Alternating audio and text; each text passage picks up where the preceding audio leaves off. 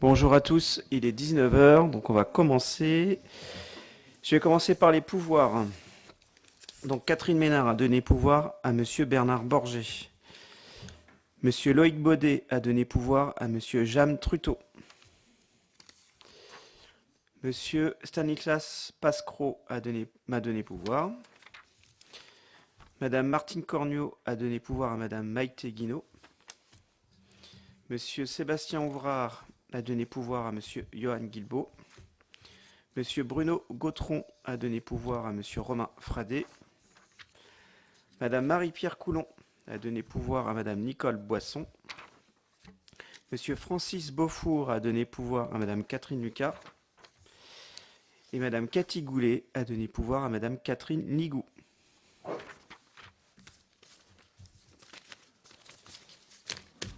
vous les donne. Donc secrétaire de séance, c'est au tour de David Baudin. Est-ce que tu es d'accord? Comment? Ah oui, bon, je te remercie. On va commencer. Alors, il y a plusieurs points. 18 points, gestion du personnel. Donc là, clairement, c'est essentiellement lié à la... Enfin, c'est même lié à la commune nouvelle. Ah oui, j'ai oublié. C'est vrai. Adoption du dernier compte-rendu de conseil. Est-ce qu'il y a des remarques? Pardon. Oui, Henri. Oui, j'ai lu le compte-rendu et j'ai fait remonter à, comment dire, à Réjeanne deux petites choses.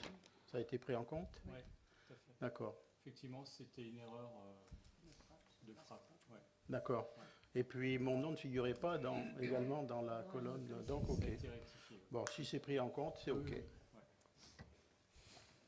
Je sais pas trop, mais oui, c'est bon. Oui, C'est un peu, c'est bon le son là, parce que j'ai l'impression de parler en écho là, c'est assez désagréable. Hein.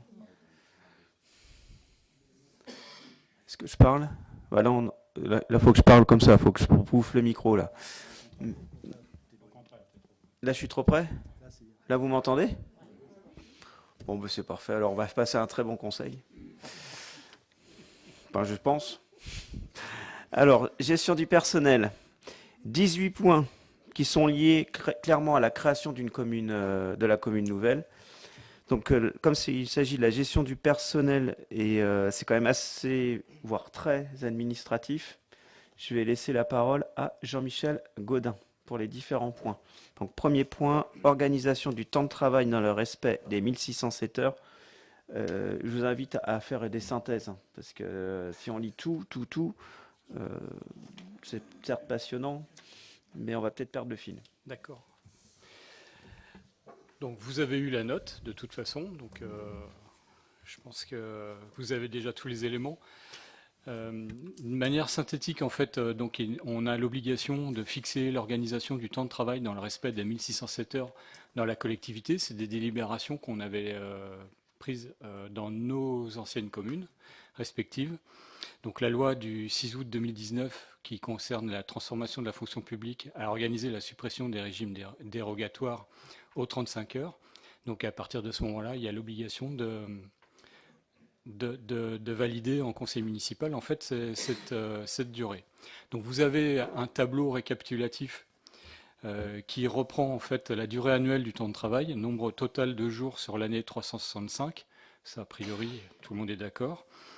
Repos hebdomadaire, donc 2 jours sur 52 semaines, donc on retire 104 jours. Les congés annuels, 5 fois la durée obligatoire hebdomadaire de travail, donc 25 jours. Forfait jour férié, 8 jours. Jour de fractionnement, 2 jours. Donc on arrive à un total de jours travaillés, 226 jours. Ça nous fait donc en nombre de jours pour atteindre les 1596 heures, donc arrondi à 1616 heures, 1600 heures. Donc une journée travaillée de 7 heures et 3 minutes. Et une journée de solidarité, 7 heures, on arrive bien à un total en heures de 1607 heures. Donc les cycles de travail sont différents en fonction des services. Donc vous avez eu dans la note les différents cycles de travail entre le service administratif, le service technique, le service scolaire, les services jeunesse, sport, service culture. Je ne sais pas, s'il y a des questions par rapport à cette ventilation par service? qu'on pourra faire, c'est que vous présentez dans Ouais. sa globalité. Et s'il y a des questions, on les posera à la fin. D'accord. Euh, Les- Disons que moi, l'intervention qu'on fera, c'est par rapport déjà au tableau tel qu'il est présenté. Ben, je vais terminer la à fait, tout à présentation fait, et oui. puis on en reparle après. D'accord. Les garanties minimales. Donc, l'organisation du travail doit respecter les garanties minimales. Donc, la durée quotidienne de travail d'un agent ne peut excéder 10 heures. Ça, c'est le code du travail. Aucun temps de travail ne peut atteindre 6 heures consécutives sans que l'agent ne bénéficie d'une pause dont la durée doit être au minimum de 20 minutes. L'amplitude de la journée de travail ne peut dépasser les 12 heures. Les agents doivent bénéficier d'un repos journalier de 11 heures au minimum. Le temps de travail hebdomadaire, heures supplémentaires comprises, ne peut dépasser 48 heures par semaine, ni 44 heures en moyenne sur une période de 12 semaines consécutives. Et les agents doivent disposer d'un repos hebdomadaire d'une durée au moins égale à 35 heures et comprenant en principe le dimanche. Les modalités d'exercice de la journée de solidarité, donc il a été convenu. Donc la durée hebdomadaire du travail choisi, la journée de solidarité afin d'assurer le financement des actions en faveur de l'autonomie des personnes âgées ou handicapées sera instituée donc par toute autre modalité permettant le travail de 7 heures précédemment non travaillées, à l'exclusion de la suppression d'un jour de congé. En fait, on laisse une grande liberté aux agents pour constituer cette journée de solidarité. La seule interdiction, et ça c'est la loi qui l'interdit, c'est de prendre un jour de congé par rapport à cette journée de solidarité. Et les jours de fractionnement, en fait, les congés supplémentaires sont attribués lorsque l'agent utilise ses congés annuels en dehors de la période du 1er mai au 31 octobre. Ces jours de congés supplémentaires, dits jours de fractionnement, doivent obligatoirement être accordés aux fonctionnaires et agents contractuels qui remplissent les conditions pour en bénéficier. Il est attribué donc un jour de congé supplémentaire si l'agent a pris 5, 6 ou 7 jours de congé en dehors de la période comprise entre le 1er mai et le 31 octobre, et 2 jours de congé lorsque l'agent a pris au moins 8 jours de congé en dehors de la période considérée. Donc l'intégration des jours de fractionnement dans le calcul du nombre de jours travaillés, donc on l'a vu sur le tableau, donc ça porte le nombre de jours à 226 jours. Date d'effet, donc 1er mars 2025. Voilà. Henri. Oui, donc les questions qui traitent de la gestion du personnel ont fait l'objet d'un avis du Conseil social territorial. Donc là, c'est le Conseil au siège des organisations syndicales qui représentent les agents selon les élections du personnel. Donc, et plusieurs questions ont fait l'objet d'un avis contraire, puisque notamment pour la gestion du temps de travail, il y a eu un vote contre. Et le point de litige, c'est justement le jour de fractionnement. Par rapport aux jours de fractionnement qui sont dus au congé payé, ça c'est une règle différente et elle s'applique même dans le privé. Ici, c'est les 6 minutes par jour pour constituer ces 2 journées de fractionnement.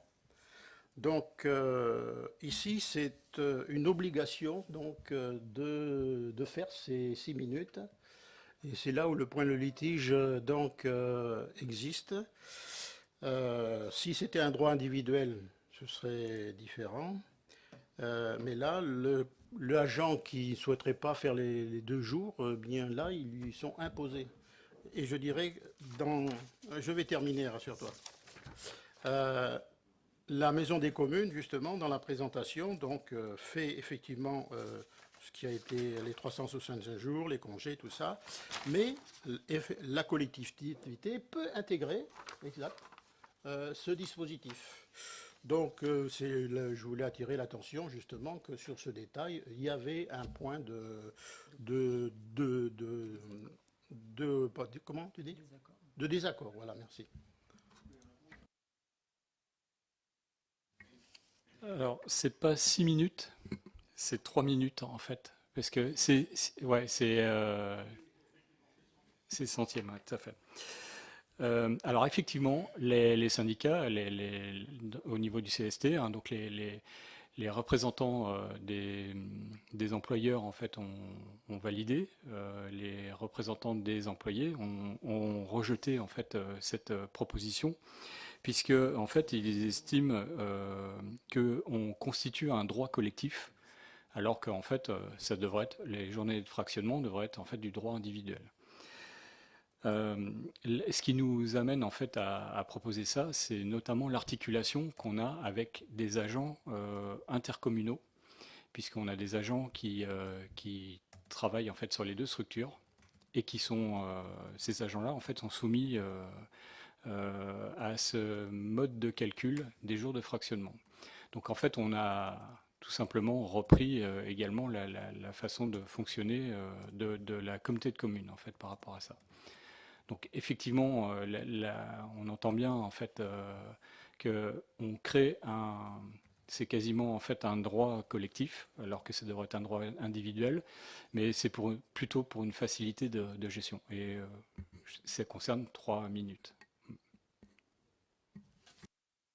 Et après, la question, c'est par rapport à la journée de solidarité, en fait.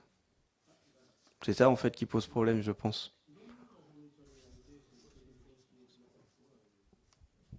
Non, je sais pas, c'est juste pour comprendre, du coup, ta remarque.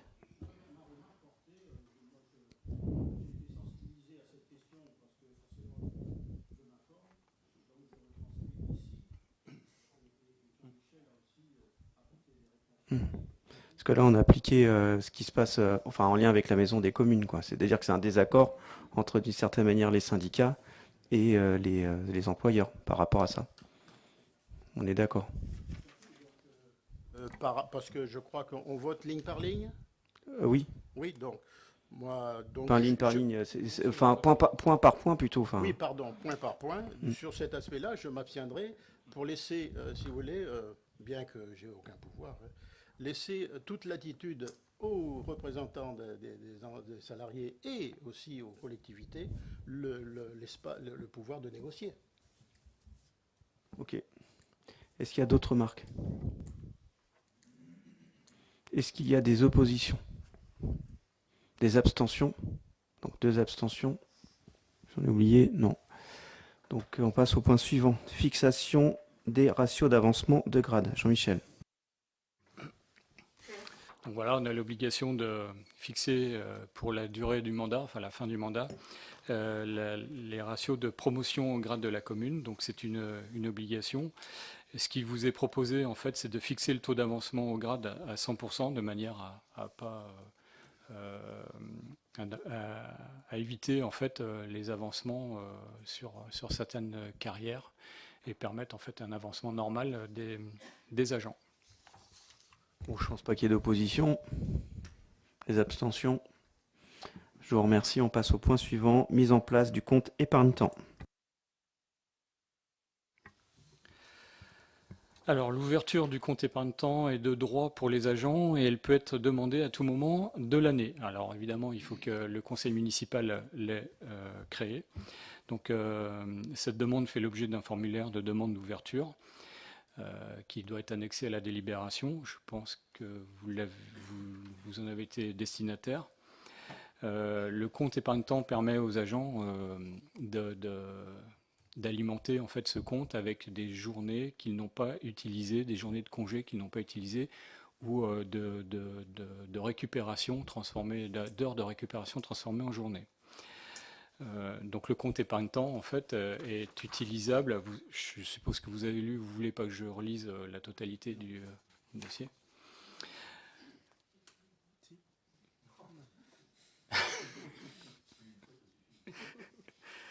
Donc voilà, la petite subtilité en fait, c'est que le compte épargne-temps, celui-ci n'est pas monétisé. C'est-à-dire que l'agent ne peut pas prendre un jour en contrepartie d'un paiement.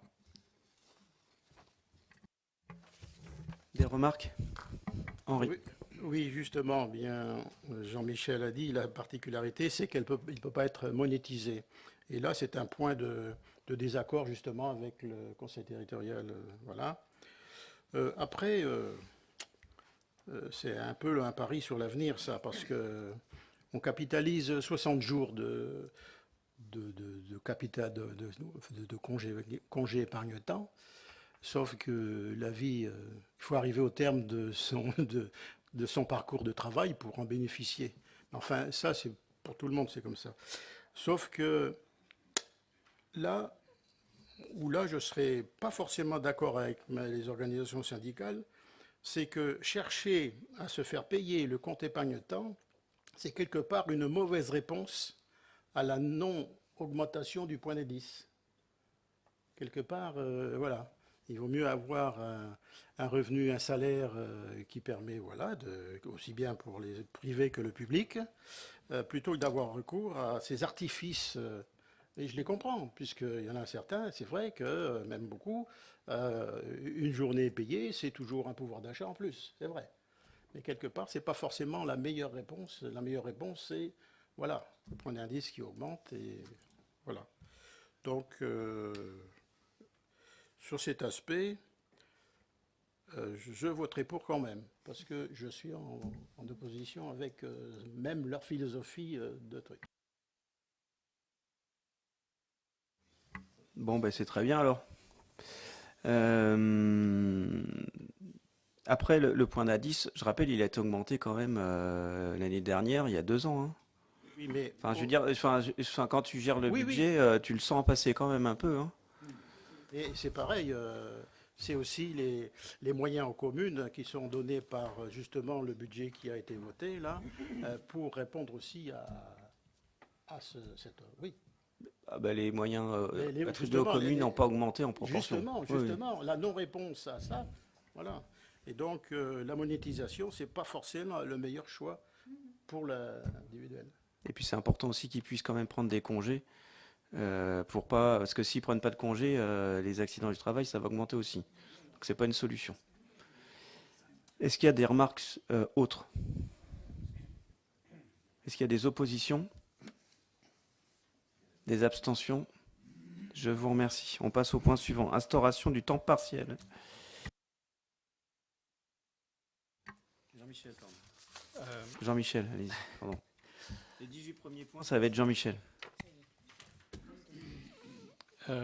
Donc là, c'est pareil, la délibération, elle vise à autoriser l'institution du temps partiel et les modalités d'exercice du temps partiel. Donc je ne vais pas vous refaire le détail de ce qui a été établi dans la note. Ce qui vous est proposé, c'est d'autoriser en fait la mise en place sur la commune du temps partiel sous réserve des nécessités de continuité et du fonctionnement du service et compte tenu des possibilités d'aménagement de l'organisation du travail pour les agents stagiaires, titulaires, à temps complet, à temps non complet, les agents contractuels à temps complet ou à temps non complet. Évidemment, d'instituer le temps partiel de droit et puis de valider les dispositions communes que je détaille ou pas. En fait, l'idée, c'est de pouvoir reconduire les temps partiels qui existent déjà, hein. Voilà, mais c'est tout. Donc après, on peut expliquer, mais enfin, en fait, l'objectif, c'est que c'est une commune nouvelle et il faut que ça continue à fonctionner. Donc, ce qu'il y a des... Je suis désolé, hein, je fais plus court. Mais bon, après, je peux expliquer, hein. Non. Est-ce qu'il y a des oppositions? Des abstentions? Je vous remercie. On passe au point suivant. Autorisation spéciale d'absence. Jean-Michel. Alors, les autorisations spéciales d'absence permettent aux agents de pouvoir s'absenter de leur poste de travail pour différents motifs. Ces autorisations sont distinctes des congés annuels et ne peuvent être mises en place sur l'une de ces périodes. Le temps d'absence est considéré comme du temps de travail effectif lorsque l'agent était au service au moment de la survenance de l'événement ayant motivé l'absence. Donc vous avez eu le détail et le tableau assez conséquent des autorisations spéciales d'absence, qui est le tableau applicable au niveau de l'État. Donc voilà. Est-ce qu'il y a des remarques par rapport à ça? Non. Des oppositions? Des abstentions? Je vous remercie. Ensuite, mise en place du télétravail. En gros, c'est pour permettre le télétravail. Mais allez-y, Jean-Michel. Donc, comme c'était le cas lors de la période de crise sanitaire, en fait, la proposition, c'est de reconduire en fait les modalités d'exercice du télétravail au sein de la commune de Saint-Jean-d'Hermine. Donc c'est le règlement, vous l'avez eu, il n'est pas modifié et il permet une indemnisation pour les agents qui sont en télétravail, une indemnisation succincte. Il y en a même pas en fait télétravail chez nous là pour l'instant. Non, il n'y a pas de télétravail, mais c'est pour le permettre. Voilà, mais il n'y a pas de télétravail actuellement sur la commune de Saint-Jean-d'Hermine. Est-ce qu'il y a Est-ce qu'il y a des questions, des oppositions, des abstentions? Je vous remercie. Ensuite, c'est la charte informatique qui est sur votre table. Donc, je sais pas, est-ce qu'il y a des questions par rapport à cette charte?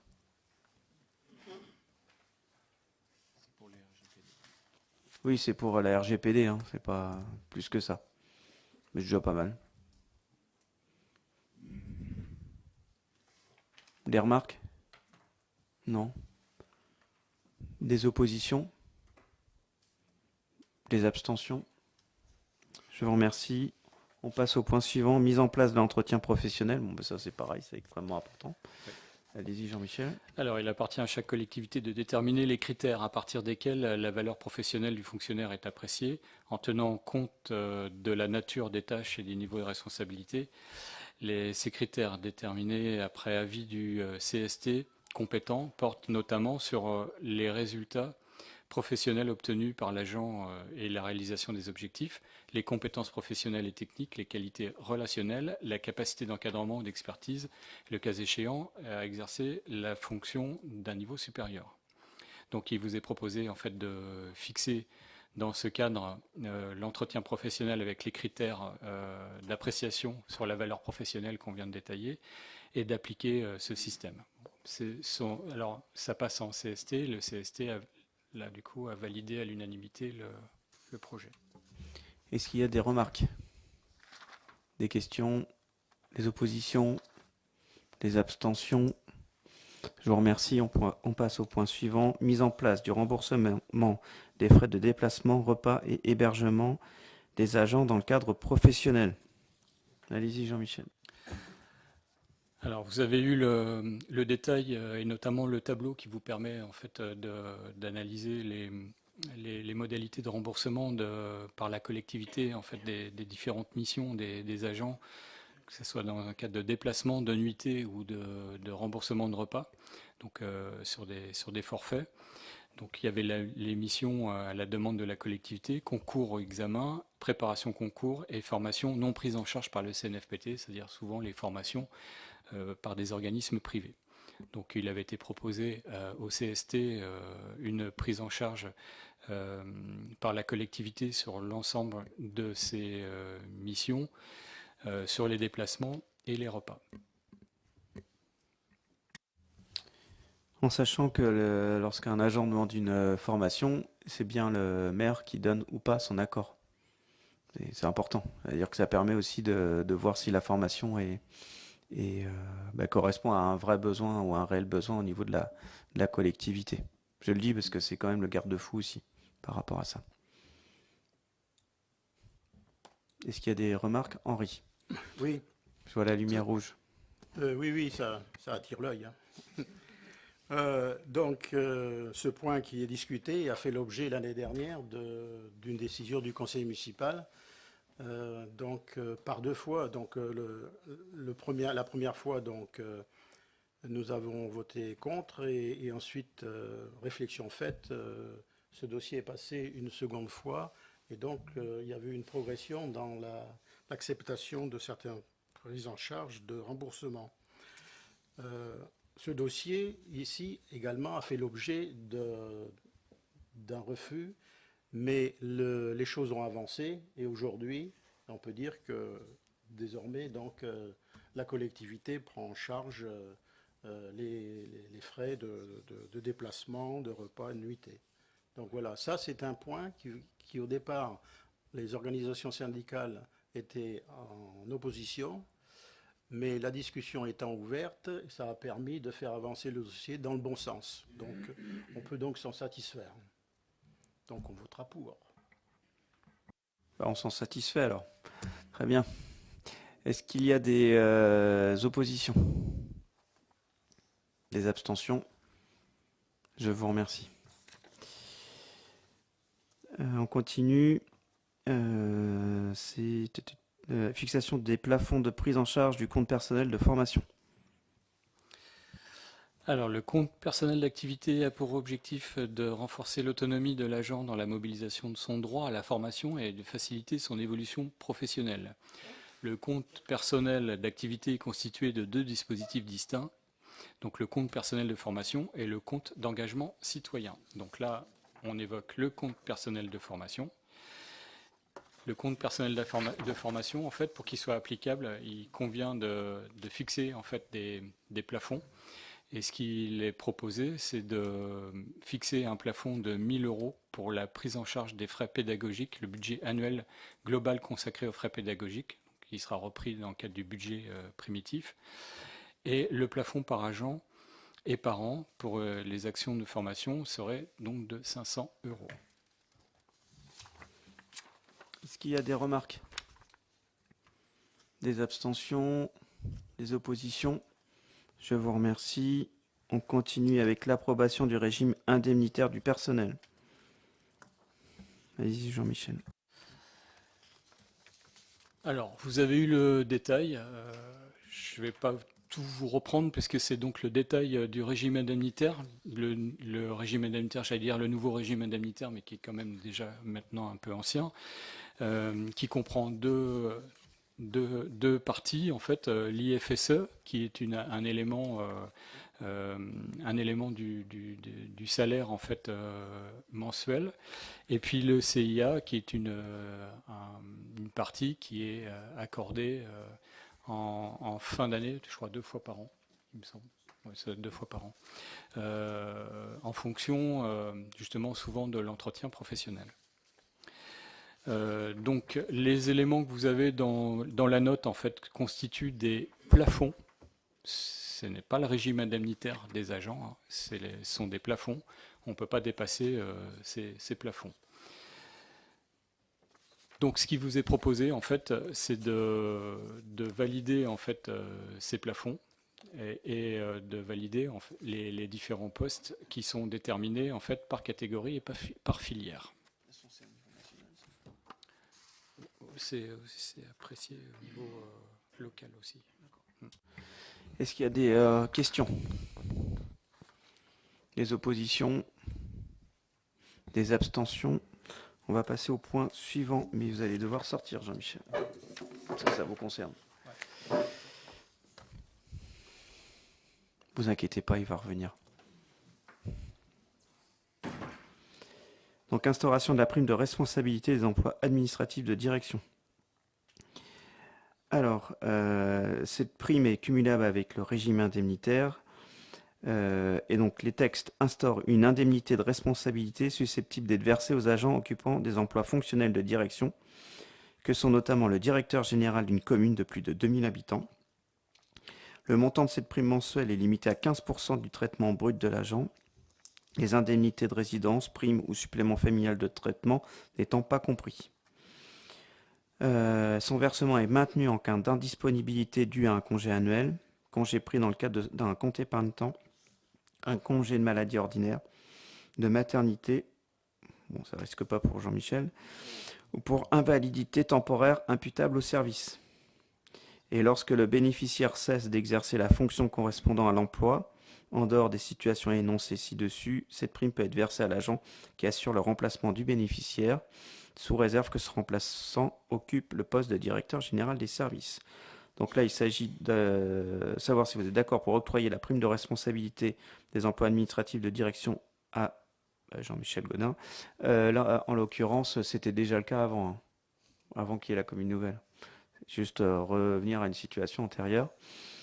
Donc, fonction de directeur général du service, de fixer le taux de cette prime à 12%, les traitements soumis à retenue pour pension, d'inscrire au budget les crédits correspondants, d'autoriser l'autorité territoriale à signer tout acte y afférent et de charger l'autorité territoriale de veiller à la bonne exécution de cette délibération qui prendra effet à partir du 1er mars 2025. Est-ce qu'il y a des questions? Est-ce qu'il y a des oppositions? Est-ce qu'il y a des abstentions? Je vous remercie. Sandrine, tu peux faire rentrer Jean-Michel. Je te remercie.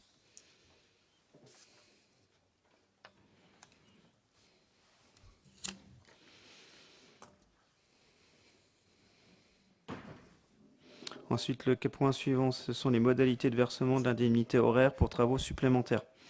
En gros, c'est pour les heures supplémentaires, tout simplement. Allez-y, Jean-Michel. Là, c'est pareil, hein. Ça sert à rien de rentrer dans les détails. Non. Allez-y.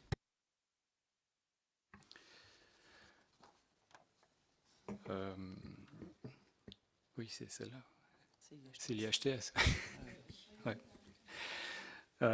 Donc en fait, il vous est proposé d'instaurer le versement, les modalités de versement en fait de l'indemnité horaire pour travaux supplémentaires.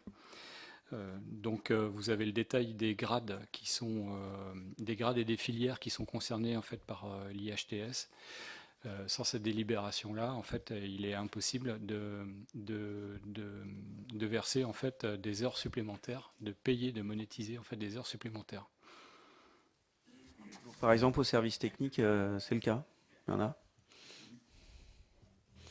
Il n'y a pas que les services techniques, mais entre autres, au service technique, là, au printemps, lorsqu'il y a l'herbe qui pousse un peu trop vite ou trop souvent, bah, c'est bien quand on peut leur faire faire des heures supplémentaires sur la base du volontariat. Et pour leur permettre d'avoir une augmentation de salaire. Est-ce qu'il y a des questions? Des oppositions? Des abstentions?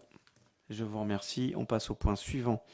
Mise en place de l'indemnité forfaitaire complémentaire pour élection. Donc là, c'est une indemnité pour les agents qui sont présents lors des différents scrutins électoraux, lors des élections. Après, on peut rentrer dans les détails, mais bon, vous voyez le principe, quoi. Est-ce qu'il y a des oppositions? Des abstentions? Je vous remercie. Conditions et distribution d'une carte cadeau aux agents. Donc allez-y Jean-Michel.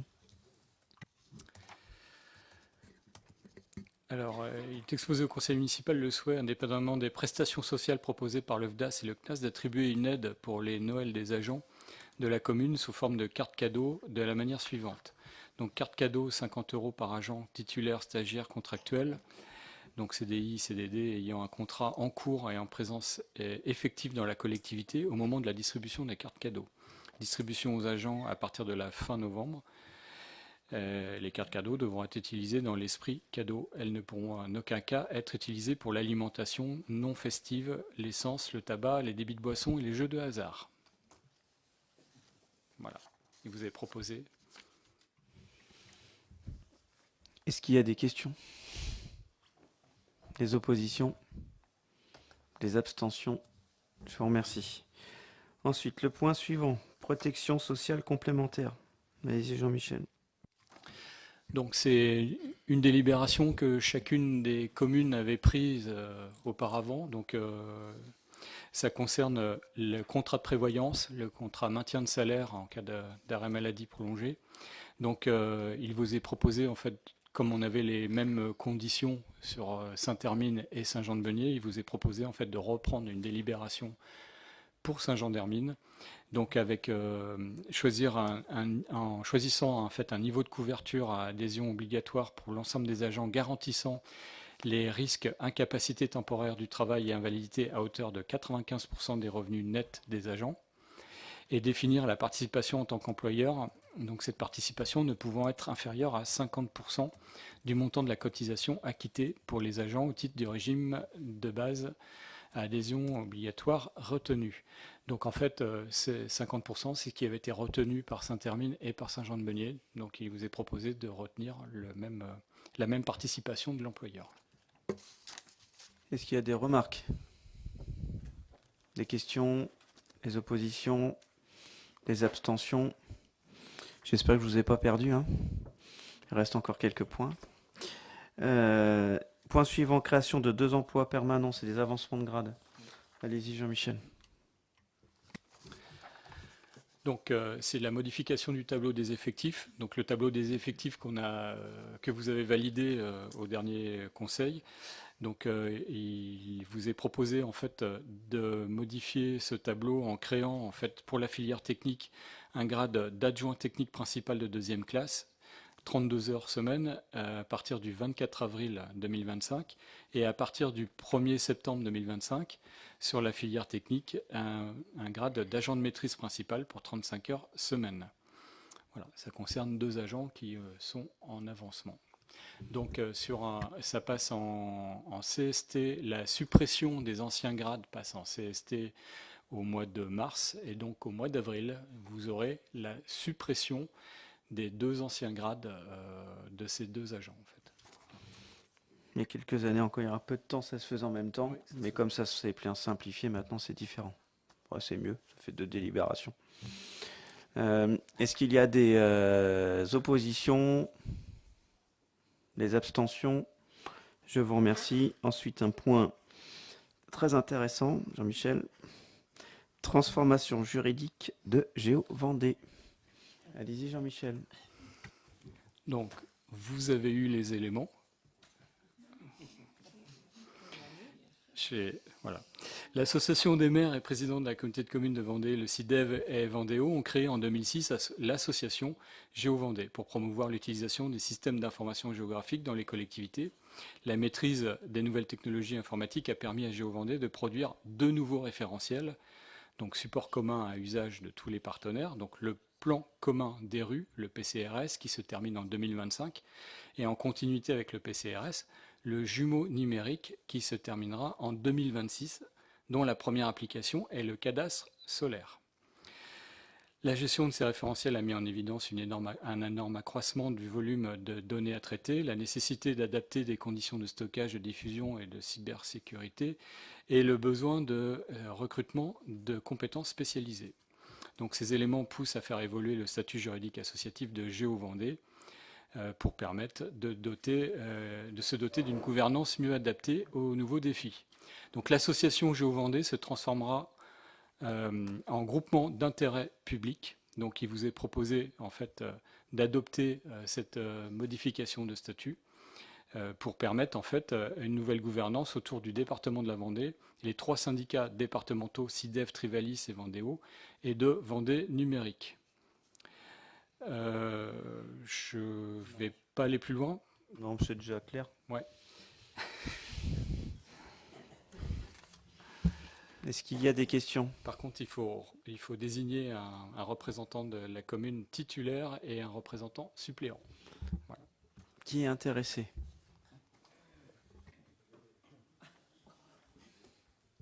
C'était bien vendu quand même.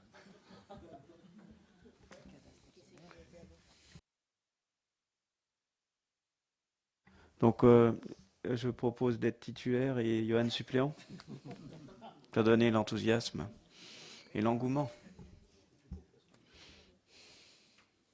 Pourtant, j'avais dit que c'était très intéressant.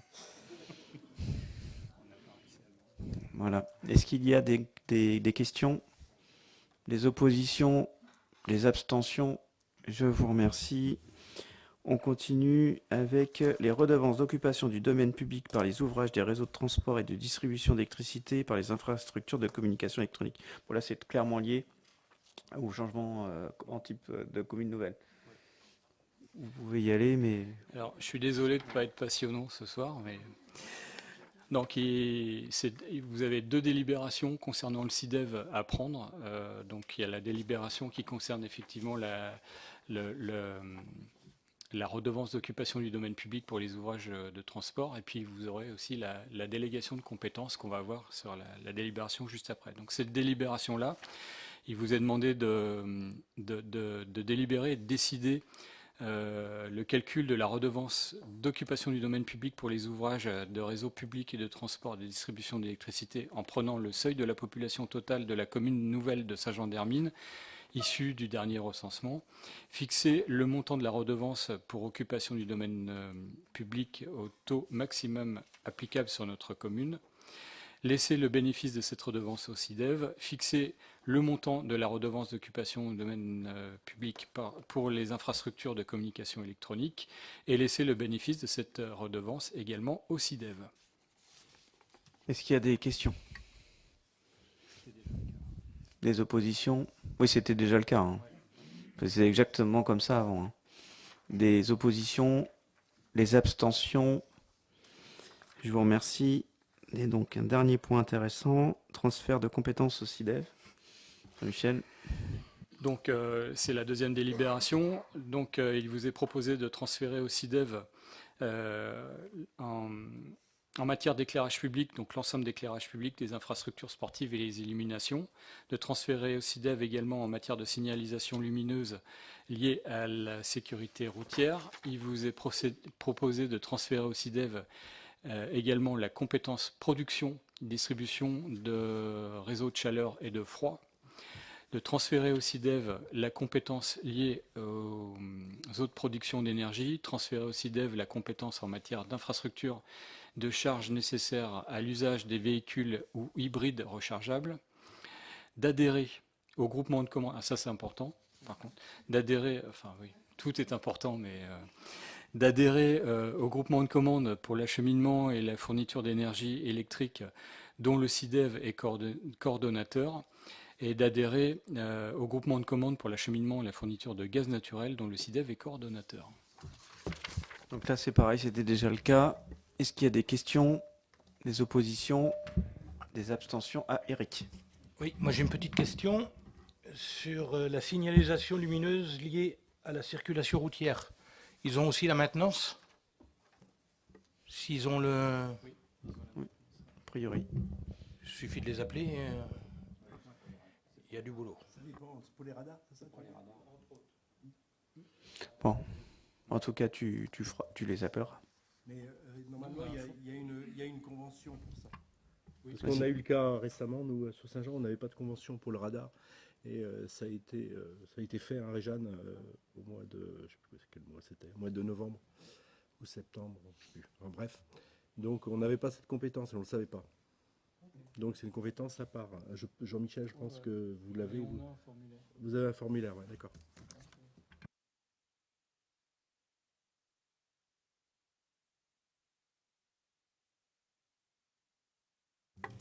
Quand il n'y a pas de soleil, ça ne marche pas. Est-ce que vous êtes d'accord pour le transfert de compétences? Est-ce qu'il y a des oppositions? Des abstentions? Je vous remercie. Allez, point suivant, Maïté. Merci Jean-Michel, parce que vous avez rendu intéressant toutes ces choses-là. Donc, demande de subvention au titre de la restauration des façades. Alors, Monsieur le maire rappelle au Conseil municipal la délibération du 28 janvier 2015 portant création d'un programme d'aide au ravalement des façades dans le centre-bourg historique. Ce programme s'inscrivant dans le cadre de l'embellissement du centre-bourg et du renforcement de son attractivité. Ce programme concourt également dans la lutte contre l'étalement urbain et la lutte contre la déprise du centre-bourg. Après avoir rappelé les règles fixées, il est présenté une proposition éligible au programme. Conformément à la délibération du 28 janvier et considérant qu'une demande a été déposée avant le 1er janvier 2025, création de la commune de Saint-Jean-d'Hermine, il est stipulé que l'accord de subvention sera décidé par l'Assemblée délibérante. Il est présenté la demande de M. Maxime Guilbault pour son habitation située au 14 rue de l'Anglais, dont il est propriétaire. Il est prévu la réalisation de travaux d'enduit pierre vue brossée d'environ 9 mètres carrés, partis le long du domaine public pour un montant total de travaux de 1 923,21 € TTC, uniquement travaux subventionnables. La subvention est équivalente à 30% des travaux, mais ne peut excéder 2 000 €. Il est donc proposé d'attribuer une aide financière de 576,96 €. Monsieur le maire rappelle que ce programme, à ce jour, a permis la réalisation de 32 chantiers pour un montant de subvention de 37 431,71 € sans compter ceux de cette délibération. Monsieur le maire rappelle au conseil municipal que la commission d'urbanisme sera chargée d'établir un bilan de cette politique publique et fera des propositions au conseil pour faire évoluer ce dispositif en intégrant la commune déléguée de Saint-Jean-de-Beugnies. Est-ce qu'il y a des remarques? Des oppositions? Les abstentions. Je vous remercie. Céline. Point suivant. Demande de subvention à caractère social. Alors, Monsieur le maire rappelle la délibération de novembre 2021 octroyant une subvention à caractère social à destination de l'OGEC Sainte-Marie relative au fonctionnement de la pause méridienne pour la première fois pour un montant de 21 625 €. L'OGEC a réitéré sa demande et sollicite une subvention pour l'année 2025. Il est précisé que cette proposition est faite sur la base du projet prévisionnel de la pause méridienne et non en rapport avec le coût d'un enfant de l'école publique sur la pause méridienne, ce calcul ne s'imposant que dans le cadre du temps scolaire. Il a rappelé que la commune de Saint-Hermine organise depuis la rentrée 2018 l'activité périscolaire de l'ensemble des écoles publiques et privées de la commune. Toutefois, pour des raisons historiques, le temps de la pause méridienne, repas et surveillance court est à la charge de l'OGEC pour l'école Sainte-Marie, qui mutualise l'organisation du repas avec le collège Saint-Paul. La commune organise quant à elle la pause méridienne des écoles publiques de la commune. Au regard du coût de la surveillance à la charge de l'OGEC, 31 571,76 € pour l'année 2024-2025. Considérant la forte augmentation de ce coût par rapport à l'année dernière, plus 21,7%, considérant l'environnement très contraint des budgets communaux actuellement, il est proposé sur le même principe que la participation aux frais de repas des enfants de l'école publique, de proratiser les charges de personnel de la pause méridienne en fonction de la part d'enfants de Saint-Jean-d'Hermine dans l'effectif total. Les élèves de Saint-Jean-d'Hermine représentant 63% de l'effectif, il est proposé d'octroyer une subvention à caractère social correspondant à 63% du déficit estimé à 42 440,46 €, déduit de l'amortissement des investissements, soit 22 271,94 € au profit de l'OGEC Sainte-Marie. Il est rappelé que cette subvention n'a pas de caractère obligatoire. Ainsi, considérant l'article 533-1 du Code de l'éducation stipulant les collectivités territoriales, les établissements publics de coopération intercommunale et les caisses des écoles peuvent faire bénéficier des mesures à caractère social tout enfant sans considération de l'établissement d'enseignement qu'ils fréquentent. Considérant qu'au titre du principe d'équité entre les enfants de la commune, il convient de participer au fonctionnement de la pause méridienne des écoles publiques. Des écoles de la commune, pardon.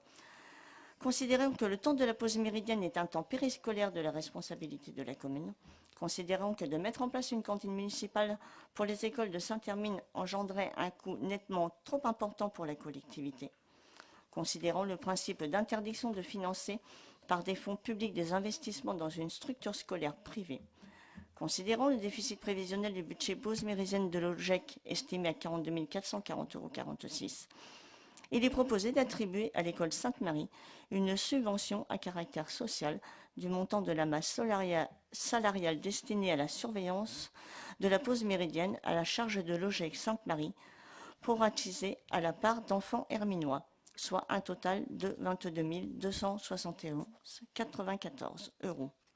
Au regard du montant de la subvention, conformément aux dispositions des finances publiques, il est proposé de valider une convention d'objectifs avec l'école Sainte-Marie. Comme chaque année, oui, c'est exactement la même chose tous les ans. Je te laisse parler. Oui, donc chaque année, effectivement, cette demande de l'OGEC École Sainte-Marie revient en discussion au conseil municipal. Ici, il y a un déficit estimé à 42 440 €. Et donc, sur la base de 63% d'effectifs, ça donne ce chiffre. Nous, on est favorable plutôt à la création d'un service public qui accueille en son sein les enfants des écoles pour qu'ils soient donc dans le cadre de l'équité accueillis. Voilà. Et on reste donc sur cette position justement parce qu'on les accueille et que c'est favorable justement à ce que les enfants se retrouvent aussi au sein d'une même structure avec les mêmes accueillants, le même règlement, etc. Donc voilà, et on vote contre parce que la commune a décidé de faire le choix de déléguer à une association la gestion de ce budget. sans arrière-pensée de quoi que ce soit, hein. C'est vraiment donc une association qui est tout à fait respectable, en l'occurrence. Mais voilà, donc notre choix, c'était ça. C'est cette position que l'on a pour le financement de la Méridienne. Voilà. Par rapport à la cantine, aujourd'hui, là, si on voulait, parce que dans un monde idéal, c'est clair, ça serait d'avoir une cantine commune. Je rappelle quand même qu'au début de ce mandat, on a mis en place un service périscolaire commun à tous les enfants, hein. Mais Non, mais attends, je termine juste. on Puis en après. est conscient.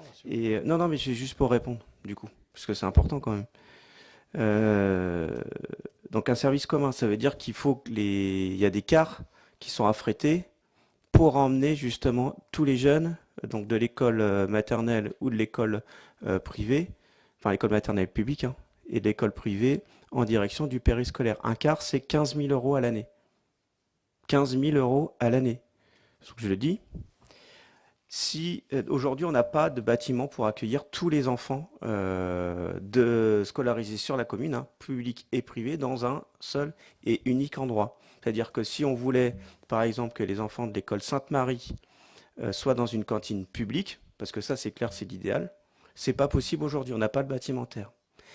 Si on pousse plus loin, c'est-à-dire la nouvelle école à l'anglais, on peut imaginer qu'il va falloir faire des travaux supplémentaires pour accueillir les enfants de l'école privée, parce que là aujourd'hui ça ne correspondra qu'aux enfants de l'école publique en termes de dimension. Si admettons on arrive à ce bâtimentaire, ça veut dire que tous les midis, il va falloir affréter deux cars pour les emmener de la place de l'église jusqu'à la nouvelle cantine où il y aura tous les enfants. Ce qui veut dire de manière très concrète, donc deux cars, tout le monde sait compter, hein, 2 fois 15 000, ça fait 30 000 euros. Donc c'est-à-dire que là, en termes de coûts, on dépasse largement la subvention à caractère social. Après, c'est un sujet, et je l'entends, mais... C'est exactement ce dont moi je voulais venir. Pardon, peut-être t'as pas fini. Je t'ai coupé. Si, mais vas-y. L'idée, c'est qu'effectivement, ça coûterait plus cher, un peu plus cher. Ce que nous, on voit, l'intérêt que ça peut avoir, ce projet de mutualiser le repas et de faire venir les enfants, c'est qu'ils se côtoient, qu'il n'y ait pas ce clivage un peu entre privé et public. Et ça permettrait aussi, parce que on dit que par équité, on en a reparlé déjà l'année dernière, mais on n'a pas les mêmes règlements sur les deux pauses méridiennes. Il n'y a pas le même repas sur les pauses méridiennes. Il y a le repas de la restauration collective qui est en déficit et qui pourrait avoir plus de repas à confectionner si tout le monde était logé à la même enseigne, ce qui n'est pas le cas. Donc voilà, nous on s'oppose à ça parce qu'on n'est pas convaincus de ce projet-là, mais après chacun, nous on est dans cette opposition-là. On n'empêche pas les autres de penser ce qu'ils veulent, mais voilà, c'était notre point de vue à nous. Après, 30 000 euros par an pour emmener des enfants sur la pause méridienne, honnêtement, budgétairement, parce que ça comptabilise pas le taux d'encadrement, hein. C'est-à-dire que c'est juste pour transporter des élèves, hein. Juste pour transporter les élèves. Donc, pour moi, ça me semble un peu délicat. Là, je me passe d'un point de vue purement pragmatique, hein, sur une gestion comptable. Après, dans la majorité, je le sais, hein, tout le monde n'est pas forcément... On n'a pas tous les mêmes points de vue. Donc là, je parle juste en mon nom. Moi, je suis clairement attaché à la liberté d'enseignement encadrée par l'État. Voilà. Donc ça, c'est un principe sur lequel je tiens. Et j'y tiens d'autant plus dans cette commune. Quand tu parlais de commune qui peut être clivée, c'est quelque chose que j'ai pu ressentir lorsque je suis arrivé en 2006 à Saint-Hermine. Et je crois que ce type de décision qu'on a pu prendre, ça permet aussi de conduire à l'apaisement. Et le fait de mélanger les jeunes, je suis complètement d'accord. C'est pour ça que l'une des premières décisions que j'ai prises avec le conseil en tant que maire, c'est bien d'avoir un seul et unique espace pour le périscolaire où tous les enfants, que ce soit privé ou public, soient dans un bâtiment public. Sauf que ça a un coût aussi, ça, hein. Donc on ne peut pas non plus démultiplier les coûts. C'est-à-dire qu'il y a la théorie, mais il y a la pratique aussi. Mais c'est bien aussi qu'on puisse rappeler tout ça. Voilà. Est-ce qu'il y a d'autres remarques? Est-ce que Johan, tu veux intervenir? Vas-y. Au niveau de Saint-Jean, dont on n'a pas connu, donc on le découvre ici, à savoir qu'il y a eu, alors historiquement, je peux vous dire, il y a eu 2 écoles publiques, à Saint-Jean et au Motte, à un moment donné. Donc on a rassemblé en une seule école. Après, on en a parlé avec Philippe plusieurs fois cette gestion. Donc on s'est dit de toute manière, nous, c'est une année de transition de la commune nouvelle. Donc pour l'instant, on ne met pas en cause ce qui a été dit auparavant. Donc ça, c'est une chose. J'ai compris aussi que ce n'est pas un caractère obligatoire, cette disposition. J'ai des questions à poser par rapport à l'OGEC. Est-ce qu'elle demande aux autres communes? C'est-à-dire les 67%, 63% d'effectifs. Est-ce que les 37%, est-ce que c'est demandé aux autres communes? Je ne le sais pas. S'il y a de l'argent qui est versé, ça c'est important de savoir. C'est pas forcément versé parce que c'est pas quelque chose d'obligatoire. Donc c'est des questionnements. Après, je conçois, je sais, et on en a parlé avec Philippe par rapport à l'implantation de la commune, de la nouvelle école sur Saint-Jean-d'Hermine. C'est de se dire, pourquoi pas travailler tous ensemble là-dessus, mais je comprends financièrement, ça va être compliqué, mais ça le mérite d'être étudié, je pense, hein, Philippe, de toute manière, sachant qu'il a très bien dit, Philippe, que ça coûte 30 000 euros, voilà. Donc là, on donne 22 000 euros à l'OGEC, voilà, donc ça se discute. Je ne sais pas si les autres élus de Saint-Jean-de-Beniers peuvent parler, mais dans notre idée, c'est de laisser la situation telle qu'elle est cette année, et puis on pourra en discuter. Ça fait partie des discussions qu'on pourra avoir. Voilà. Mais on tient aux écoles publiques, je le dis aussi. Donc, je suis un fervent supporter de l'école publique, mais je conçois qu'il y a deux formes d'éducation. Justement, c'est très bien. C'est-à-dire que moi, tu es très attaché aux écoles publiques. Moi, je suis très attaché à la liberté d'enseignement. Et donc, on peut avoir des points de vue différents et quand même travailler ensemble sur une commune nouvelle. Voilà. Parce que on est intelligents, comme tous ceux qui sont autour de cette table. Voilà. Vas-y, Patricia. J'avais un autre questionnement. On sait que ce qui est obligatoire, c'est de subventionner à la hauteur du coût d'un élève un élève de l'école publique. J'essaie de mettre les mots dans le bon ordre. Sur le temps scolaire. Sur le temps scolaire. Le montant qu'on va leur attribuer, si c'est voté, c'est 22 000 et quelques.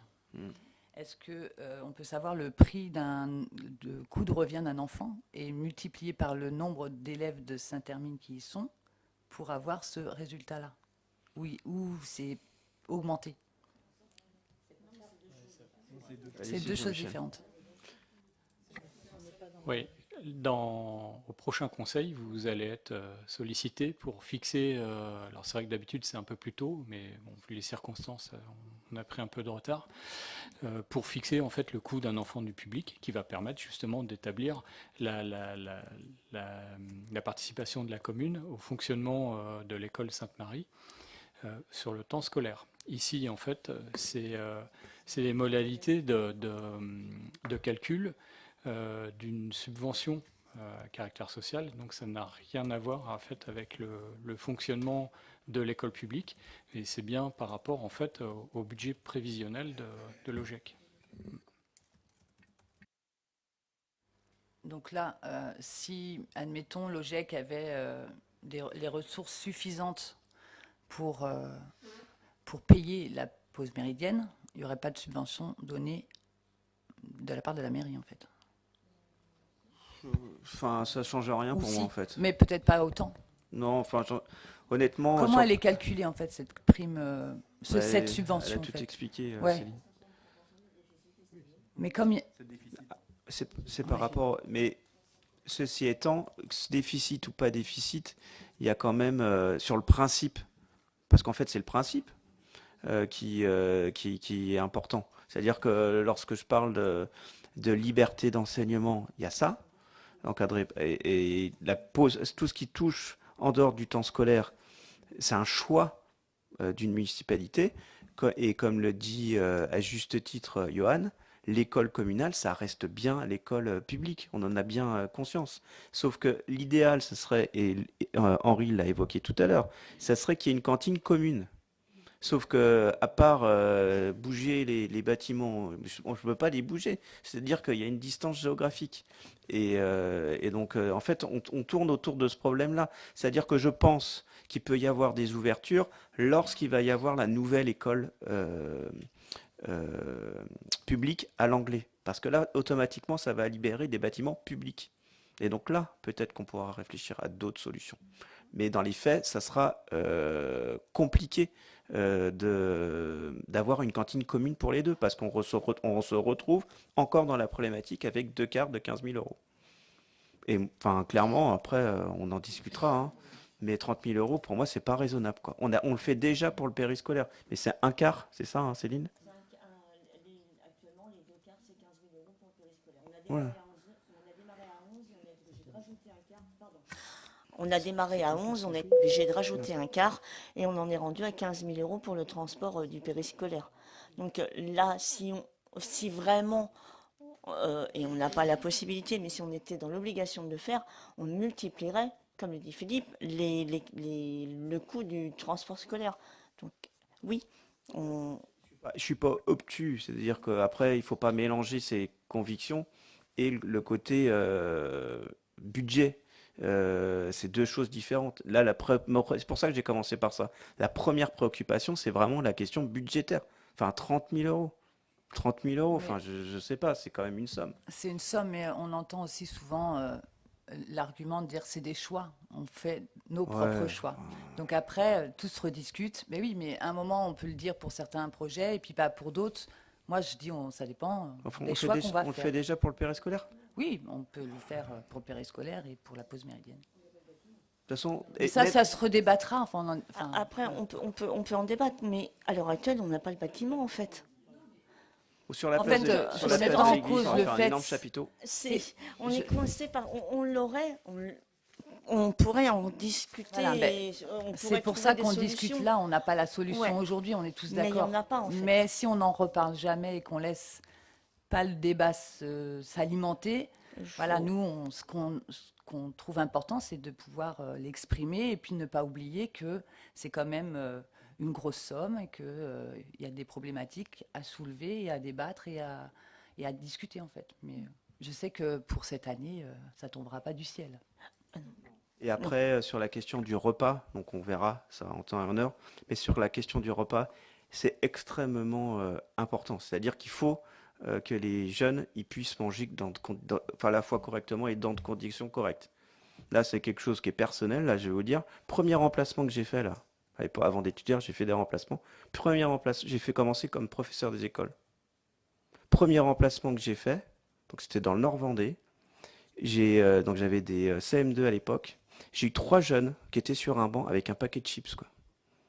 Je veux dire, c'est à un moment donné, il y a ces questions-là. Ok, c'est des enfants du privé. Ils n'ont pas choisi, c'est leurs parents déjà qui les ont mis, c'est pas eux. Et clairement, sur cette question de la pause méridienne, tout le temps, je me battrai pour qu'ils soient encadrés dans de bonnes conditions et qu'ils mangent correctement. Donc, certes, ça peut avoir un coût, je suis d'accord, mais c'est des jeunes, en fait, derrière. Et j'y tiens profondément. Qu'ils soient du privé ou du public, c'est des jeunes qui sont sur la commune. Après, lorsqu'il y aura la nouvelle école publique, on réfléchira à d'autres solutions parce que je suis sûr qu'il y aura des ouvertures possibles à ce moment-là. Voilà. Et le débat, c'est important qu'il se tient. Il se tient d'ailleurs chaque année. Voilà.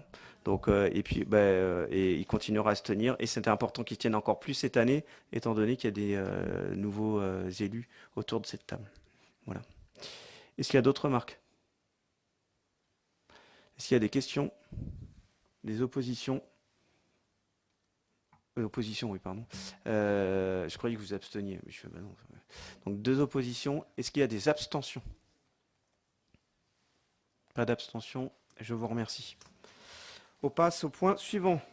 Donc, demande de subvention au titre des amendes de police. Jam, vas-y. Monsieur le maire informe le conseil municipal que des habitants de la rue Grande-Mère au Ciment ont alerté la mairie au sujet de la vitesse excessive de la traversée du Ciment, et notamment à l'entrée du Ciment côté des Moutiers-sur-Lay. Une rencontre avec les pétitionnaires a eu lieu et l'agence routière départementale a été sollicitée pour la réalisation d'un projet d'aménagement permettant de réduire la vitesse. Il est rappelé que conformément aux dispositions du Code général des collectivités territoriales, il appartient au département d'arrêter la liste des projets bénéficiaires du produit des amendes de police destinées aux communes de moins de 10 000 habitants. Ainsi, conformément aux dispositions arrêtées lors de la session du Conseil départemental du 10 décembre 2021, il est proposé de solliciter une subvention auprès du département au titre de la répartition du produit des amendes de police pour les aménagements permettant de sécuriser la rue Gande-Mer en entrée de ville, direction Moutier-sur-Lay. Ce projet prévoit de sécuriser le stationnement du bus scolaire et les traversées de rues en agglomération, d'améliorer la perception d'entrée de bourg en limitant la vitesse par l'installation de chicanes. Ce projet est estimé à 22 670 € hors taxe par l'ARD. Ce projet étant financé exclusivement par des fonds propres, il est proposé de solliciter le département de la Vendée pour l'octroi d'une subvention au titre des amendes de police à hauteur de 20% du montant des travaux, soit 4 534 €. Monsieur le maire rappelle que cet aménagement sera réalisé entre mai et juillet 2025. Est-ce qu'il y a des remarques, des questions, des abstentions, des oppositions? Je vous remercie. Donc ça va répondre, Jam, à des problématiques ou de vitesse sur cette rue Maurice Gande-Mer. Donc ça va permettre de sécuriser les choses, c'est-à-dire qu'il y a eu une demande à la fois des habitants sur le secteur, et Jam a pris contact avec l'ARD pour trouver une solution. Voilà. On continue, demande de subvention au titre du Fonds interministériel de protection contre la délinquance. Alors, je rappelle, il y a eu un appel à projet en 2022 donc de ce fameux fonds interministériel, et plus particulièrement sur le volet sécurisation des établissements scolaires. Donc ça concerne 3 points, la vidéoprotection, la sécurisation des établissements scolaires et la sécurisation des sites sensibles au regard des risques terroristes. Donc je rappelle au conseil municipal l'obligation d'entretenir et de mettre en sécurité les établissements scolaires du premier degré qui incombent aux communes. L'évolution du risque, et notamment terroriste, mais également le risque d'enlèvement, oblige les écoles à effectuer des exercices annuels pour évaluer la réponse apportée. Donc ça, tous ceux qui siègent dans les conseils d'école entendent parler. Les écoles sont dotées donc de plans particuliers de mise en sûreté afin de déterminer la réponse de l'administration. Au terme des exercices, il apparaît que le bilan des exercices de confinement et évacuation ne sont pas satisfaisants.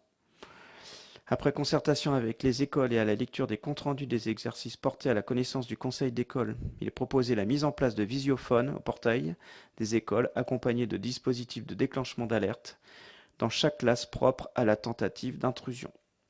Donc il s'agit de demander au fonds interministériel 12 236 € de subvention. Et puis voilà. Est-ce qu'il y a des questions ? Je me permets quand même, au-delà de la demande de subvention, quand on met en perspective quand même, depuis 20 ans, moi ça m'effraie quand je vois tout ce qu'on inflige aujourd'hui. Alors que c'est pour leur sécurité là, mais ce qu'on inflige aux jeunes. On leur dit d'avoir confiance en l'avenir, et on met des portails, des visiophones. Il y a quelques mois à la région, je disais que dans pas longtemps on va avoir une détection d'empreintes digitales, là, si ça continue là, sur cette lancée dans 10-15 ans, quoi. Et je me permets quand même juste de lire, parce que finalement c'est très bien, on n'a pas le choix, il faut faire tout ça, mais ça relève quand même un malaise qui est quand même profond dans le pays. C'est pas normal qu'on inflige ce genre de choses à des jeunes qui n'ont même pas 11 ans. Voilà, c'est juste un avis personnel, mais je pense que ces conseils municipaux, ça peut être aussi l'occasion de le rappeler. Voilà, on peut se féliciter d'avoir toujours plus de sécurité. Moi, je m'en félicite pas. Voilà. Est-ce qu'il y a des remarques particulières ? Je partage tout à fait ce que tu viens de dire, parce que, en fin de compte, on a recours à ces moyens de surveillance pour sécuriser un lieu sacré qui est l'école. Parce qu'on a une société qui est en déliquescence et qui perd des valeurs, de respect de l'humain. Donc voilà. C'est désolant, c'est vrai. Donc je partage. Est-ce qu'il y a des oppositions par rapport à la demande de subvention ? Non. Est-ce qu'il y a des abstentions ? Non, toujours pas. Je vous remercie. On continue. Cession d'une parcelle en zone d'activité économique à la communauté de communes Sud-Vendée Littoral. Ça concerne l'entreprise Libo Matériaux. Donc là, il s'agit de la parcelle ZS numéro 313 d'une superficie 1412 mètres carrés pour une revente à une entreprise. Donc je l'ai donné, le nom de l'entreprise. C'est une bande en fait qui est limitrophe. D'ailleurs, ils sont déjà installés dessus, au passage. C'est une erreur lorsque c'est passé chez le notaire. Donc là, c'est une régularisation de cession qui aurait dû se faire lors de la cession de propriété en 2005. Voilà, il y a 20 ans. Donc la société souhaitant faire l'acquisition de la parcelle jusqu'en sa propriété et sur laquelle elle est implantée. La communauté de communes a souhaité régulariser cette parcelle. Il est proposé de la céder au prix de 4 € le mètre carré.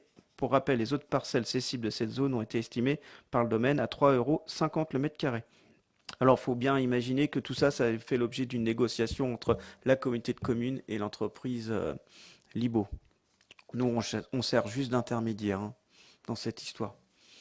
Donc, si vous vouliez bien voter favorablement, ce serait bien. Ça permettrait de régler une situation qui date depuis 20 ans. Voilà. Est-ce qu'il y a des oppositions ?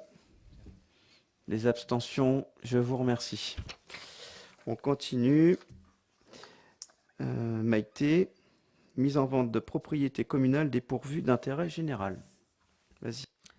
Au regard des demandes importantes sur la commune, d'acquisition de terrains et ou de propriétés pour construire des habitations, Monsieur le maire présente plusieurs propriétés qui pourraient être mises en vente et dont l'avis du domaine est connu. Il propose que le Conseil statue sur les conditions de la vente, viabilité et prix et autorise le maire à en faire la promotion pour la vente. Il précise également que chaque vente fera l'objet d'une délibération du Conseil, seul compétent en matière de cession de patrimoine. Alors, premier terrain. Terrain non viabilisé constructible, cadastré XC 103 de 779 m², estimé par le domaine à 38 € le mètre carré, impasse du Muguet. Le numéro 2, c'est un terrain non viabilisé constructible, cadastré AB numéro 306, 181 route de Nantes, de 543 m², estimé à 42 € le mètre carré. Et le troisième, c'est une cession d'un terrain doté d'une ruine de 66 m² à La Rochette, cadastré ZV 31, de 135 m² en zone naturelle, estimé à 2500 €. Monsieur le maire soumet cette affaire au Conseil. Donc le premier terrain, il se trouve près de la caserne des pompiers. Le deuxième terrain, il se trouve en face de la maison médicale. Et le troisième terrain, ça se trouve à proximité c'est vers les Rochettes, ça Oui, La à La Rochette. Rochette. La Rochette. C'est près de Saint-Vincent-Puy-Maufrais. Voilà. Pour situer un peu, parce que c'est pas forcément évident avec les photos. Est-ce qu'il y a des questions? Des oppositions?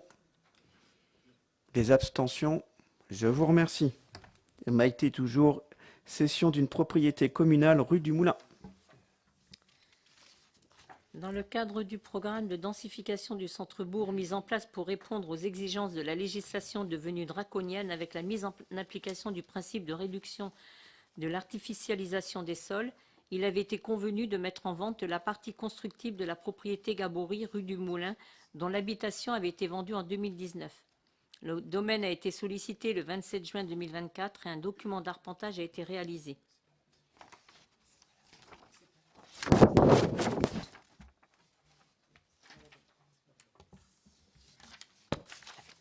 Il y a quelqu'un qui t'avait piqué la feuille, Maïté. Jean-Michel, vous n'êtes pas gentil.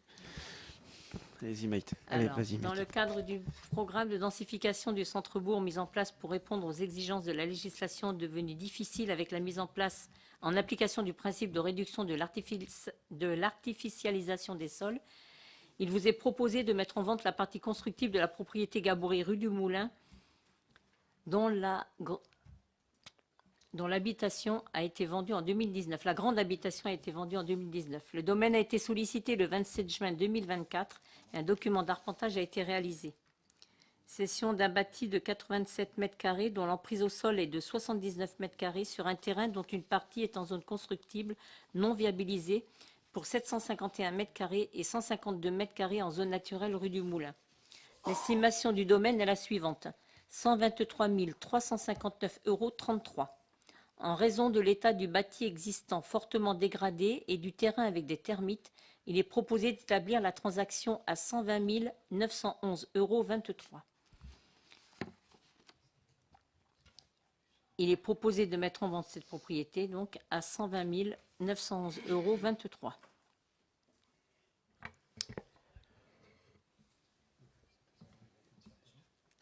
Non, je ne fais pas de... Ah, pardon. Mais je peux pas dire. Ah oui. Les acheteurs sont M. Sébastien Ouvrard et Alain Augereau. Ah oui, il y a des acheteurs. Oui. Vas-y, Henri. Oui, à l'origine, il s'agit d'un legs, qui date de très longtemps, je ne sais plus quelle année. C'est avant 2001 ? Avant 2001, parce que du temps où on y était, nous, c'était déjà fait. 1996, Henri. Voilà. Donc, et ça, c'est resté un petit peu, voilà, dans l'état de... Comment dire, il y a eu un projet de faire une bibliothèque, mais bon, vu le coût, effectivement, comme tu l'as précisé, il y a une partie qui a été vendue, 90 000 €, et on avait, nous, à l'époque, on avait considéré que ces 90 000 € devaient revenir au projet de foyer des jeunes.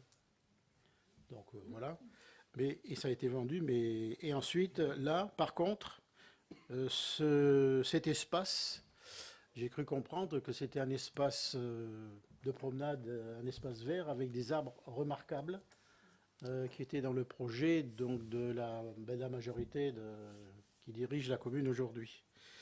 Donc donc maintenant, la décision est de vendre. Alors, certes, c'est vrai, il y a densification de l'espace pour... construire davantage au mètre carré des maisons. Mais je m'interroge quand même sur la pertinence, malgré tout, de cette vente. Les arbres en question, ils sont pas dans la parcelle. Les arbres les plus remarquables dont tu parles. Deuxième chose, il y a toujours cette idée là de faire une coulée verte. C'est-à-dire, il y a quand même une bande de terrain, là, ça sera de 3 mètres, c'est ça, hein, 4 mètres. Et il y a tout l'espace qui est à proximité de la semaine qui sera conservé. On peut faire quelque chose d'intéressant. Après,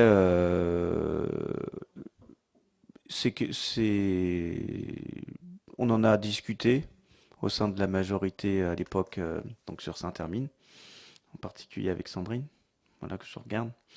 Il y a eu du débat. Est-ce qu'il y a eu l'unanimité au sein de notre groupe? Non. Alors ce qu'on a fait, c'est qu'on a discuté et puis on a fait un vote en interne. Et puis la majorité a décidé que on allait vendre cette parcelle. Voilà. Mais est-ce que ça a été l'unanimité? Non. Voilà. Parce que pour les raisons que tu évoques, en fait, tout simplement. Voilà. Est-ce qu'il y a des collègues qui veulent intervenir sur le sujet? Moi, je veux bien. Donc, ce que disait Henri, c'est exactement les raisons pour lesquelles, quand on était en groupe, on en a discuté. Moi, je m'opposais à ce projet. Je reste sur ma position, toujours. Je regrette vraiment que ce terrain, qui était, comme tu dis, un lieu de promenade où il y avait déjà on avait travaillé sur un projet d'aménagement de parc pour valoriser justement cet espace. Aujourd'hui, tout ça tombe à l'eau. Là, je m'interroge sur le montant. Donc, il y a une estimation qui est faite par les domaines. On propose de baisser le prix parce qu'il y a, soi-disant, des termites, ça on le sait tous, mais le bâtiment dégradé, même fortement dégradé, je ne vois pas, pour l'avoir visité cet été, c'est pas plus dégradé qu'un autre bâtiment. Les acheteurs achètent en connaissance de cause. Il y a une estimation qui est faite des domaines. Je ne vois pas pourquoi on va faire un cadeau entre guillemets là-dessus, quoi. Le bâtiment, il est dégradé côté annexe, côté toiture en ardoise, où là, ça fuit. Je ne sais pas si tu avais vu cette partie-là où il y a à droite, quand on rentre, toute la partie droite, ça prend l'eau, en fait. Oui, si, je vois. Et voilà, je ne sais pas si à l'époque, les domaines en avaient été informés. Après, le côté moins cher, c'est par rapport aux termites, clairement. Oui, Mais après, je te demande pas de changer de position. Après, on en a débattu en interne. Après, on peut refaire le débat. Moi, ça me gêne pas, hein. Je veux dire, je suis assez à l'aise par rapport à ça, parce que j'ai même évoqué qu'on n'était pas tous d'accord par rapport à ça. Concernant le projet qui tombe à l'eau, je suis pas complètement. D'ailleurs, je l'avais dit à l'époque. Pour moi, ça tombe pas à l'eau. C'est pas le même projet. Mais ceci étant, il y a quand même un espace qui est assez important derrière qui peut être valorisé. Voilà. ouais, mais ce ne sera plus du tout la même chose quand même, puisque ce sera juste un passage. Et Ah bah quand derrière. on est dans la rue, si tu veux, ça sera fermé de la rue. Donc, bon, c'est différent. Mais Et je le regrette, voilà. Enfin, moi, je suis touchée parce que je suis sur ce secteur-là. Alors, je comprends qu'après, quand on habite dans d'autres quartiers, voilà, on voit moins l'importance de ce lieu. Après, Cathy, même si j'habite dans un lotissement, quand tu es maire d'une commune, je pense que tu es attaché à tous les quartiers. Voilà, Ok. je te le dis quand même. Est-ce qu'il y a d'autres remarques? Est-ce qu'il y a donc des oppositions? Donc, une, deux. Patricia, tu lèves la main ou tu lèves pas la main? Tu vas t'abstenir. Donc, abstention, levez bien la main là pour qu'on vous voit bien. Parce que autrement, si vous êtes comme ça, là, donc il y a donc en opposition, je vous écoute. Donc Sandrine, Cathy, Henri. En abstention. Donc Patricia. Ok. Donc une abstention. Et donc les autres, on est bien sur un avis favorable. Oui. J'ai oublié personne. Je vous remercie. On continue. Incorporation d'un bien 100 mètres dans le patrimoine de la commune. C'est pas moi qui ai inventé cette formulation, bien 100 mètres. C'est la formule juridique. Ça fait un peu bizarre.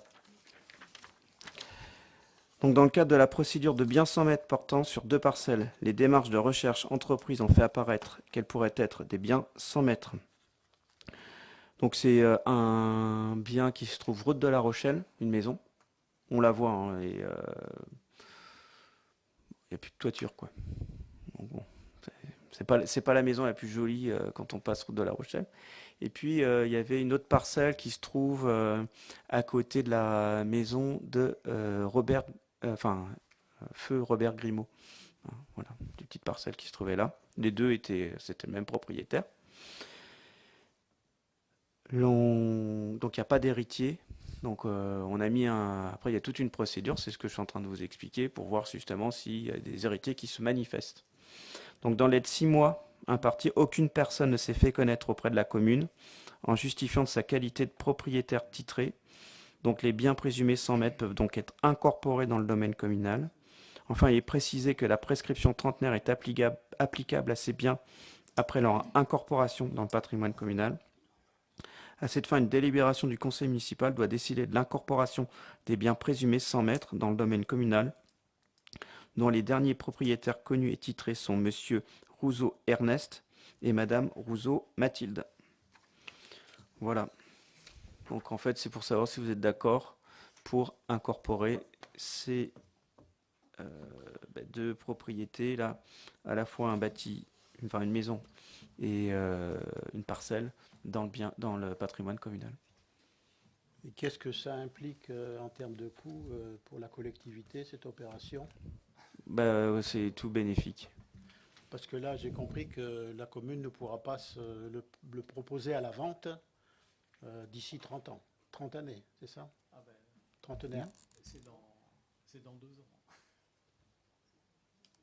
C'est dans 2 ans. Ouais, la prescription triennale, c'est à partir du décès. C'est-à-dire que, oui, donc après, oui, ok. C'est dans 2 ans. Ok. Je comprenais dans le sens inverse. Par contre, j'ai un trou. S'il y a, par exemple, un héritier d'un secours qui se manifeste, c'est trop tard. Donc, en gros, dans 2 ans, on pourra vendre ces parcelles. Voilà. Est-ce qu'il y a des... En fait, c'est la fin d'une procédure. Hein. Après, vous pouvez voter contre, mais ça ne changera pas grand-chose. Vous avez le droit. Hein. Est-ce qu'il y a des oppositions? Des abstentions? Je vous remercie. L'ordre du jour est épuisé. Est-ce que vous avez des questions diverses? Ah mince, j'oublie toujours. Compte rendu des décisions, pardon, prises dans le cadre de mes délégations. Allez-y, Jean-Michel. Et puis après, je ferai les DIA. Alors, décision du maire du 3 février dernier concernant la maintenance portail service technique avec la société SBMS pour un montant de 302 € TTC par an et pour une durée d'1 an, reconductible 3 ans. Décision du 3 février 2025 concernant l'entretien de la piscine municipale avec la société LJKL. Le contrat est conclu pour une durée d'1 an et il est d'une valeur de 1077,86 € TTC. Arrêté du 3 février 2025 concernant le contrôle des équipements sportifs et aires de jeu de Saint-Jean-d'Hermine à la proposition de l'entreprise Sporttest a été validé pour une durée d'1 an et reconductible 3 ans pour un montant qui concerne en fait c'est un montant qui est différent en fonction des équipements de jeu, buts, multisports et parcours de santé. Arrêté du 3 février 2025 concernant la maintenance, la reconduction du contrat de maintenance pour les caméras de vidéosurveillance, donc à l'entreprise 4G Technologies. Le contrat est conclu pour une durée d'1 an, du 1er janvier au 31 décembre 2025, pour un montant de 1983,60 € TTC. Arrêté du 3 février 2025 concernant le feu d'artifice du 13 juillet 2025, et il est conclu avec la société Jacques Couturier Organisation pour un montant de 5 000 € hors taxe. S'il y a des questions?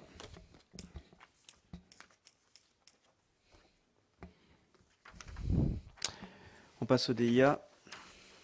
Donc la première qui concerne la parcelle section ZS numéro 52, 28 lotissement Moulinchet à Saint-Jean-de-Beugnier.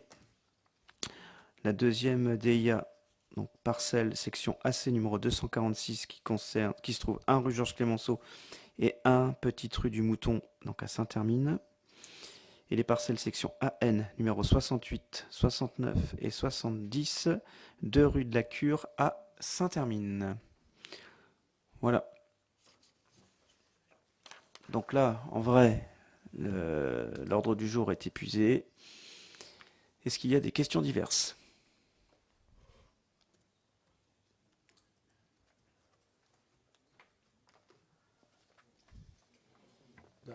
Avec Jam, j'avais parlé, tu sais, sur la route qui va à Guignefol.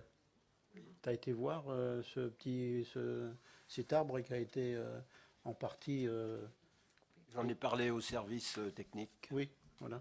Ah, ouais, ils doivent, si c'est pas fait, ils vont faire le nécessaire. Non, mais mais la cause n'est pas connue. Oui, absolument pas. D'accord. Non.